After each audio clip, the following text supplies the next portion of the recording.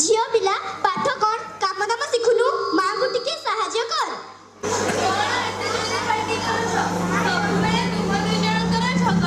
ଭାଇକୁ ଦେଖୁନୁ ମୋ ବହି ଫୋପାଡ଼ି ଦଉଛି ପାଠ ପଢିବା ପାଇଁ ଦଉନି ମୁଣ୍ଡ ଉପରେ ପରା ପରୀକ୍ଷା। ହଁ ତୁ ବହୁତ ପାଠ ପଢୁଛୁ ଆଉ ତୋ ଭଳିଲା କଣ ତୋର ପରା ଏ ବର୍ଷ +2 ସାଇନ୍ସ ପରୀକ୍ଷା ସବୁବେଳେ ପାଠ ପଢିବା କଥା ହେଲେ ତୁ ପାଠ ନ ପଢି କାର ଖରାପ ଟୋକାଙ୍କ ସହିତ ସାଙ୍ଗ ହେଉଛୁ ପୁଣି କାହା କାହା ସହ ଝଗଡ଼ା କରି ଘରକୁ ଫେରୁଛୁ।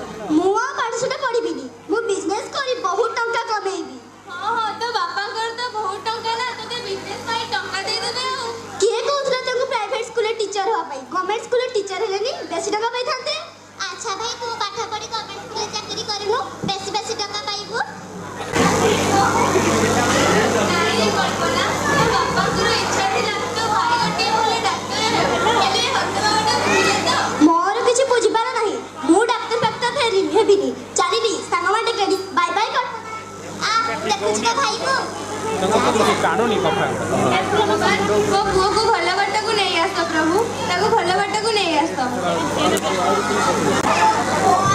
କିଏ ଭଲ ବାଟକୁ ଫେରି ଆସିବ ବିଜୁ ବୋଉ? ଆମ ବିଜୁ କଥା କହୁଥିଲି କଣ କରିବି? କେତେ ଆଶା ଥିଲା ପୁଅଟା ମୋର ଡାକ୍ତର ହେବ ଲୋକଙ୍କର ସେବା କରିବ ହେଲେ ସବୁ ଯେମିତି ଅଲଟା ଲାଗୁଛି। ସବୁ ସେଇ ଭଗବାନଙ୍କର ଇଚ୍ଛା ଭଗବାନ ନିଶ୍ଚୟ ଆମ ବିଜୁକୁ ଭଲ ବାଟକୁ ନେଇ ଆସିବେ। ସବୁ ସେଇ ଭଗବାନଙ୍କର ଇଚ୍ଛା। ଆସିଲ ମତେ ଦିଟା କଣ ଖାଇବାକୁ ଦବ ଭୋକ ହେଲାଣି। ଆସ ଆସ ପଖାଳ ସାଙ୍ଗକୁ ବଡ଼ିଚୁରା ଶାଗ ଭଜା କରି ରଖିଛି ଖାଇ ନେବ ଆସ।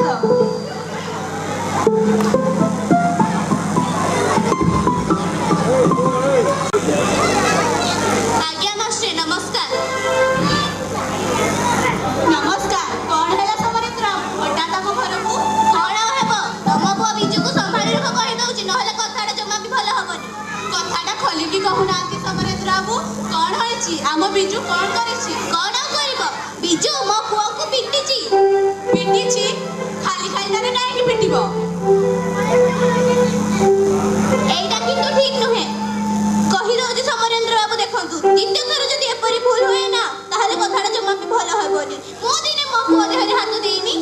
ଛାଡ଼ନ୍ତୁ ନା ସମରେନ୍ଦ୍ର ବାବୁ ସାଙ୍ଗ କଥା ହେଉ କଣ ଟିକେ ଝଗଡ଼ା ହୋଇଥିବ ତାପରେ ହାତ ଉଠାଉଠି। ଏଇଟା କିନ୍ତୁ ଠିକ ନୁହେଁ। ଦେଖନ୍ତୁ ସମରେନ୍ଦ୍ର ବାବୁ ଆପଣଙ୍କ ପୁଅକୁ ଡାକି ବୁଝାଇ ଦିଅନ୍ତୁ ଦ୍ୱିତୀୟ ଥର ଯଦି ଏପରି କାଣ୍ଡ କରେ ନା ତାର ହାତ ଦୁଇଟାକୁ ମୋଡ଼ି ଭାଙ୍ଗିଦେବି। ସମରେନ୍ଦ୍ର ବାବୁ ଏତେ ରାଗନ୍ତୁନି ପୁଅକୁ ଡାକି ବୁଝୁଛି କଥାଟା କଣ ହୋଇଛି ତାକୁ ବୁଝାଇ ଦେଲେ କଥାଟା ସମାଧାନ ହେଇଯିବ। ଖାଲିଟାରେ କାହିଁକି ଏତେ ରାଗୁଛନ୍ତି? ରାଗିବିନି ଗୋଟିଏ ବୋଲି ପୁଅ ମୋର ତାକୁ ପୁଣି କିଏ ପିଟିବ? ବାବୁ କହିଦଉଛି ଦ୍ୱିତୀୟ ଥର ଯଦି ଏପରି ଭୁଲ ହୁଏ ନା ତାହେଲେ କଥାଟା ଜମା ବି ଭଲ ହବନି। ଆସୁଛି ଆଜ୍ଞା ନମସ୍କାର। ନମସ୍କାର।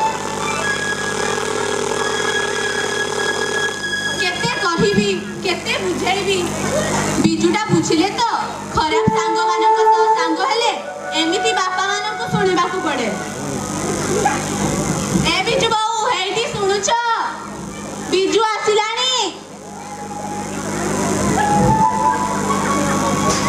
କଣ ହେଇଛି କାହିଁ ଏତେ ଜୋରେ ପାଟି କରୁଛ? କଣ ଆଉ ହେବ ତୁମ ଗୁଣବନ୍ତ ପୁଅ ପୁଣି ଗୋଟିଏ କାଣ୍ଡ କରିଛି ତା ସାଙ୍ଗକୁ ପିଟିକି ଆସିଛି। ଆରେ ବାବା ଆମ ବିଜୁ ସେମିତିକା ପିଲା ନୁହଁ ସେ ତା ସାଙ୍ଗ କଣ ଗୋଟିଏ ଭୁଲ କରିଥିବ ଆଉ ମୋ ବିଜୁ ତାକୁ ଟିକେ ରାଗିଥିବ।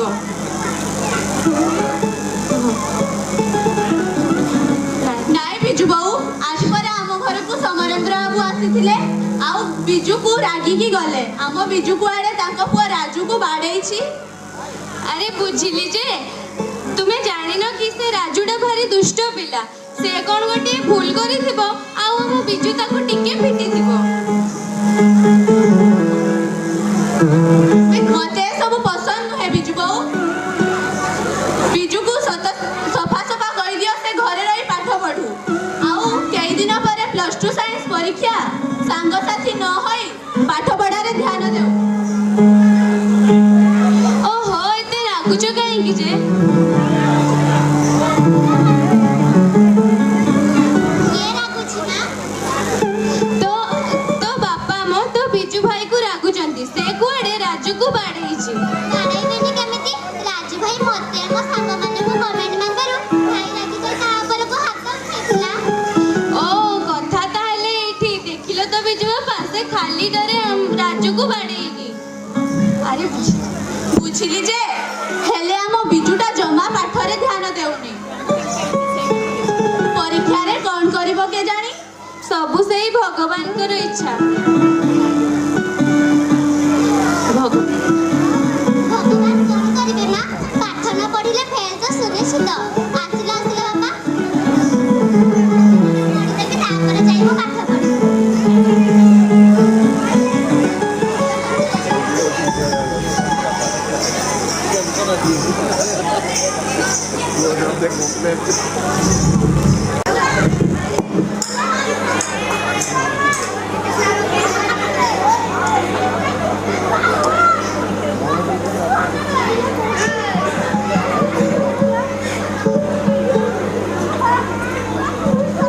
ଓହୋ ଖେଳୁ ଖେଳୁ ଥକି ଗଲୁଣି। ବୁଝିଲୁ ସାଙ୍ଗ ଆଉ 2 ଦିନ ପରେ ପରୀକ୍ଷା। 2 ବର୍ଷ ବିତିଗଲା ଜଣା ପଡ଼ିଲାନି। ଆଉ 2 ଦିନ ଛାଡ଼ି ପରୀକ୍ଷା କ'ଣ ହବ କେଜାଣି? छाड़ म तू बहुत बुझौछु मु परीक्षा का किछि देबिनी कुआडे गोटे बुलिबाकू पळेबी ତୋ ବାପା ବହୁତ ରାଗି କାହ୍ନା। ତୁ ଯଦି ପରୀକ୍ଷା ନ ଦେବୁ ତୋ ବାପା ତ ଗୋଡ଼ ହାତ ଭାଙ୍ଗି ଦେବେ। ସତ କଥା ତ ବୁଦ୍ଧି କିଛି ଦିଶୁନି କଣ କରିବା ବିଜୁ କହୁନୁ ମୋ ମୁଣ୍ଡକୁ ବି କିଛି ବୁଦ୍ଧି ଜୁଟୁନି। କ'ଣ ହବ କେଜାଣି? ସବୁଗୁଡ଼ା ଆମେ ପରୀକ୍ଷାରେ ଫେଲ୍ ହବା। ଆଉ ଯଦି ମୁଁ ଫେଲ୍ ହୁଏ ତାହେଲେ ମୋ ବାପା ସହି ପାରିବେନି। ମୁଁ ଯାଇ ତୋ ବାପାକୁ ବୁଝେଇ ଦେବି କହିବି କି ତମ ଗେହ୍ଲା ପୁଅ ସବୁବେଳେ ବାଳୁଙ୍ଗାମି କଲା ସେ ଫେଲ୍ ହବନି ତ ଆଉ କିଏ ଚୁପ୍ ସେ ଦୁଷ୍ଟାମି ଛାଡ଼। ମୋ ବାପାଙ୍କର ସ୍ୱପ୍ନ ମୁଁ ଜଣେ ଡାକ୍ତର ହେବି, ଲୋକଙ୍କର ସେବା କରିବି। ଚିନ୍ତା କଲା ବେଳକୁ ମୁଣ୍ଡଟା କ'ଣ ହେଇଯାଉଛି। ବିଜୁ ତୁ ତ ବାପାଙ୍କ ସ୍ୱପ୍ନ ଭାଙ୍ଗି ଦଉଚି ଚୁରମାର କରିଦେଲୁ ତୁ ଗୋଟେ ଭଲ ଷ୍ଟୁଡେଣ୍ଟ ପାଠ ପଢିଥିଲେ 90% ରୁ ଅଧିକ ମାର୍କ ରଖିଥାନ୍ତୁ କିନ୍ତୁ ତୁ ଏବେ ଫେଲ୍ ହବୁ ତୁ ପାଠ ନ ପଢ଼ି ଅନ୍ୟମାନଙ୍କୁ ସାହାଯ୍ୟ କରୁ, ବିପଦରେ ପଡ଼ିଥିବା ଲୋକଙ୍କୁ ଉଦ୍ଧାର କରୁ। ହେଲେ ନିଜ କଥା ଭୁଲିଗଲୁ ବିଜୁ। ସତ ଯେ ତଥାପି ତ ମୁଁ ପାଠ ପଢ଼ି ପାରିଥାନ୍ତି ନା। ସବୁ ଭୁଲ ମୋର। ମୁଁ ବୁଝିବି ଅବୁଝା ହୋଇଗଲି। ପରୀକ୍ଷାରେ ଫେଲ୍ ହେଲେ ବାପାଙ୍କର ଅବସ୍ଥା ଯେ କ'ଣ ହବ ମୁଁ ବୁଝିପାରୁନି। ଛାଡ଼ ଯାହା ହବ ଦେଖାଯିବ ଚାଲ ପରୀକ୍ଷା ଲାଗି ସଜବାଜ ହେବା ଚାଲ ଚାଲ ଚାଲ।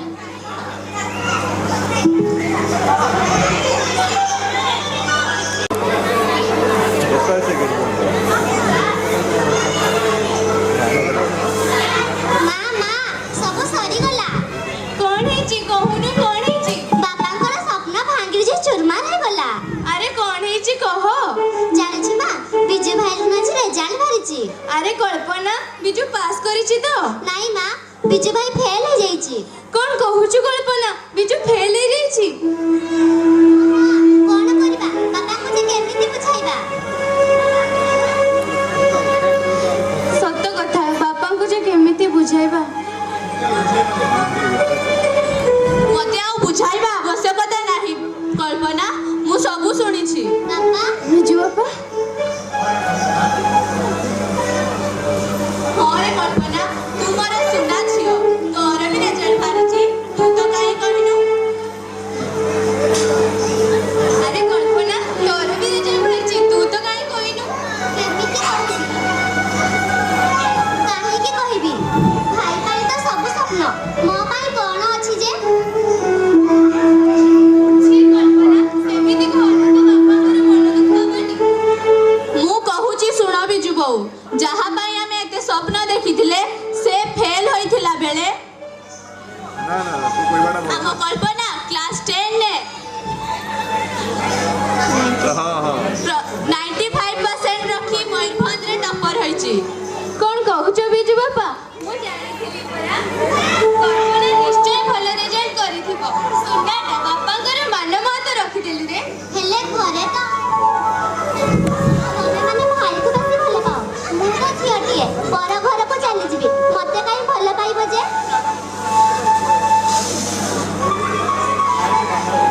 ନାଇଁ ରେ ଧନ ତୁ ଆଉ ଆମକୁ ଭୁଲ ବୁଝନା। ସବୁ ଭୁଲ ମୋର। ଦେହଟା କାହିଁକି ଜମା ଭଲ ଲାଗୁନି। କଣ ହେଇଛି କେମିତି ଲାଗୁଛି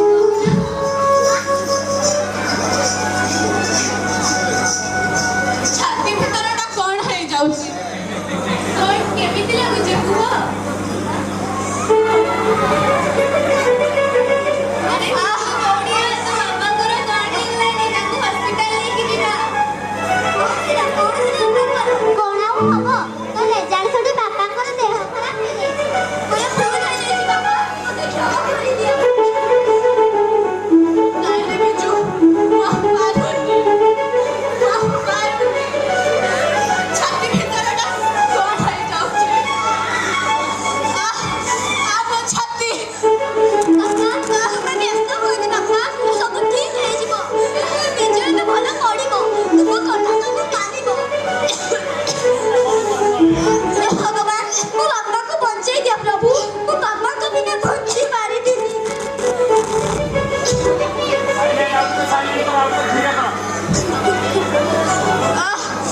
ଆରେ ବିଜୁ, ଜଲ୍ଦି ଅଟୋ ଡାକ, ବାବାଙ୍କୁ ହସ୍ପିଟାଲ ନେଇକି ଯିବା।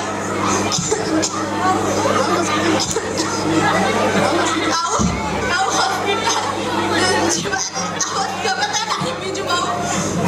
ପିଲା ଦୁଇଟା ତମକୁ ଲାଗିଲେ। ଆମ ଛାତି।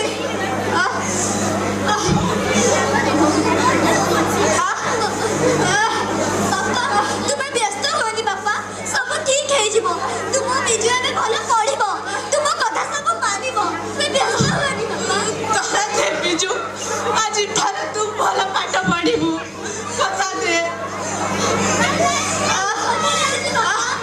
ଭଲ ପଢ଼ିବି, ତୁମ ସ୍ୱପ୍ନ ପୂରା କରିବି, ଡାକ୍ତର ହେବି, ସେବା କରିବି।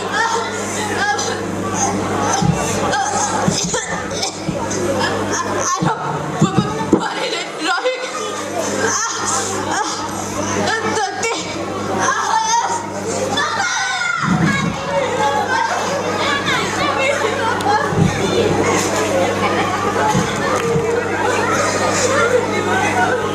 ବାପା ମତେ ଟିକିଏ ବି ସମୟ ଦେଲନି ପରିବର୍ତ୍ତନ ପାଇଁ। ତୁମେ ମତେ ଅଭିମାନ କରି ବାରବାରିକୁ ଚାଲିଗଲ। ମୁଁ ବଞ୍ଚିବି କେମିତି ବାପା, ବଞ୍ଚିବି କେମିତି? ଯିବା ପୂର୍ବରୁ ଟିକିଏ ବି ଭାବିଲନି ଇଏ ଭକ୍ତ ଭାଗା ପୁଅଟା ବଞ୍ଚିବ କେମିତି? ମୁଁ ଶପଥ ନେଉଛି ବାପା, ତୁମ ସ୍ୱପ୍ନ ପୁରା କରିବି। ଡାକ୍ତରଟିଏ ହେବି, ଲୋକଙ୍କର ସେବା କରିବି। ମତେ କ୍ଷମା କରିଦିଅ ବାପା, ମତେ କ୍ଷମା କରିଦିଅ। ମୋ ଉପରେ ଆଉ କେବେ ବି ରାଗିବନି। রাগিছ কি বাপা তুমি শুনু না ডাক মোর হাত টেকি দিয়া তারে আউসি মাথা মোর কিଏ বলিব মতে মেড় মেনড় তাহা কান্ধরে বসিবি কহ কিଏ ରଖିବ ଯେମିତି ମୋ ଖବର ରାଗିଛ କି ବାପା ତମେ ଶୁଣୁ ନାହଁ ଡାକ ମୋର।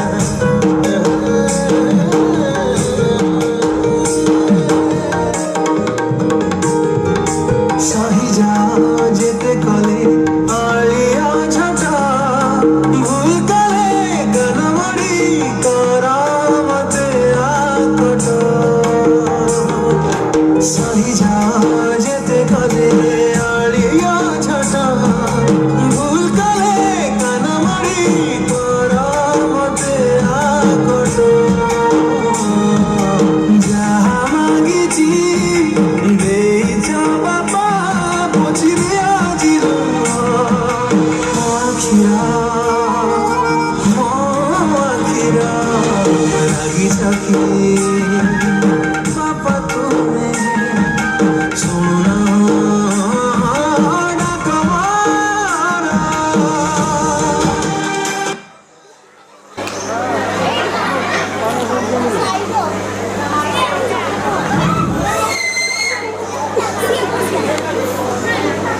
ୟାରି ଭିତରେ ଦୀର୍ଘ 5 ବର୍ଷ ବିତିଗଲା। ମୋ ବିଜୁର ଦେଖା ନାହିଁ, କେବଳ ଫୋନରେ କଥାବାର୍ତ୍ତା। ତାର ଗୋଟିଏ ଇଚ୍ଛା, ସେ ତା ବାପାଙ୍କ ସ୍ୱପ୍ନ ପୁରା କରିବ। ମା ବିଜୁ ଭାଇ ଆଜି ଘରକୁ ଫେରୁଛି। ତୁ କେମିତି ଜାଣିଲୁ? ବିଜୁ ଭାଇ ମତେ ଫୋନ କରିଥିଲା। ହେ ଭଗବାନ, ଦୀର୍ଘ 5 ବର୍ଷ ପରେ ମୁଁ ମୋ ପୁଅକୁ ଦେଖିବି।